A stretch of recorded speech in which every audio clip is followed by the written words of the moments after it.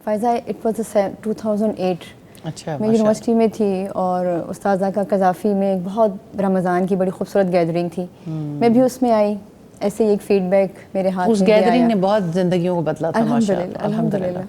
تو اس میں جیسے اپنی بیسک پروفائل لکھی اور پھر نیچے ایک کویشچن تھا کہ آپ دین کی خدمت کیسے کر سکتے ہیں, وقت لگا کے, مال لگا کے, یا صلاحیت لگا کے. اب یہ کویشچن بڑا مطلب ڈفرینٹ تھا کہ کیونکہ کبھی قرآن نہیں پڑھا, کبھی پتہ نہیں تھا کہ دین کی خدمت اس طرح سے بھی ہو سکتی ہے, لیکن شاید وہ نیکی کا اور ہم عام انسانوں نے تو سوچا ہی نہیں ہوا تھا, سوچا نہیں تھا, اور وہ نیکی کا مجلس تھی یا وہ خوبصورتی تھی. میں نے کہا نہیں یا اللہ, میں نے وقت بھی لگانا ہے, میں نے مال بھی لگانا ہے, میں نے صلاحیت بھی لگانی ہے. الحمدللہ.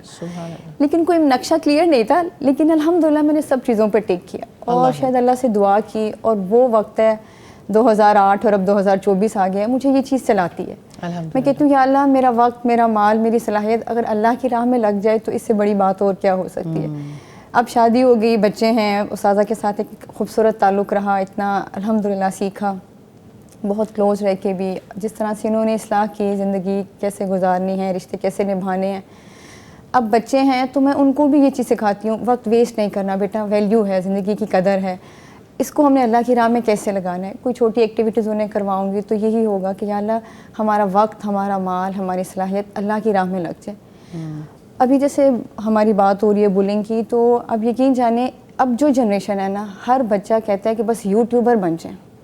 کوئی کانٹینٹ نہیں ہے, کوئی پتہ نہیں بات کیا کرنی ہے, اور بس جو دل چاہا جی موبائل پکڑا اور جی ویڈیوز بنانی شروع کر دی. تو کتنا زیادہ ضروری ہے اس بات کا کہ ایک پراپر کانٹینٹ تو ہو. ان کے پاس صلاحیتیں بھی ہیں, ان کے پاس وسائل بھی ہیں, اچھے سے اچھا موبائل بھی ہے. یہ آپ نے بڑی اہم طرف توجہ دلائی ہے. ابھی جتنے بھی لوگ آئے انہوں نے یہ بات کہی کہ آپ نے مقصد زندگی پہ توجہ دلائی, آپ نے وقت, مال اور صلاحیت لگانے پہ توجہ دلائی, تو لوگ بدلے. مجھے لگتا ہے ان انفلوئنسرز کو بھی نا یہی علم دینے کی ضرورت ہے, اور ہمیں اپنا ریچ آؤٹ بڑھانے کی ضرورت ہے کہ ان تک بھی بات جائے گی. آخر ان کے پاس کوئی تو سکل ہے نا, اگر یہ سکل اللہ کے لیے لگنا شروع ہو جائے تو جیسے اتنی زندگیاں بدلی اور نفع مند ہو گئے. اور استاذہ آپ اکثر ان کو انفلوئنسرز کو خطاب مطلب اپنی اس میں بھی بات ضرور کرتی ہیں ان کے بارے میں, ان کے لیے ہمیں اپنی خصوصی دعاؤں میں بھی انہیں شامل کرنا چاہیے. لیکن مجھے لگتا ہے کہ اس قوم کے اندر پوٹینشیل بہت زیادہ ہے. جی اس میں کوئی شک نہیں. اور یہ نہیں ہے کہ ان کے اندر خیر نہیں ہے, خیر بھی بہت ہے, لیکن خود کو یوں محصور کر بیٹھا ہوں اپنی ذات میں, منزلیں چاروں طرف ہیں, راستہ کوئی نہیں, کیسے رستوں سے اور کہاں جائے فراز, یا ہجوم دوستاں ساتھ تھا یا کوئی نہیں. ہوتا یہ ہے کہ لوگوں کو یہ راستہ نہیں ملتا کہ کس راستے سے ہم یہ سیکھیں. انہیں یہ راستے تو آسان لگتے ہیں, ایک دوسرے سے سیکھتے رہتے ہیں, جو دیکھا کر لیا, جس کو پذیرائی ملی اسی کو سب کچھ سچ سمجھ لیا.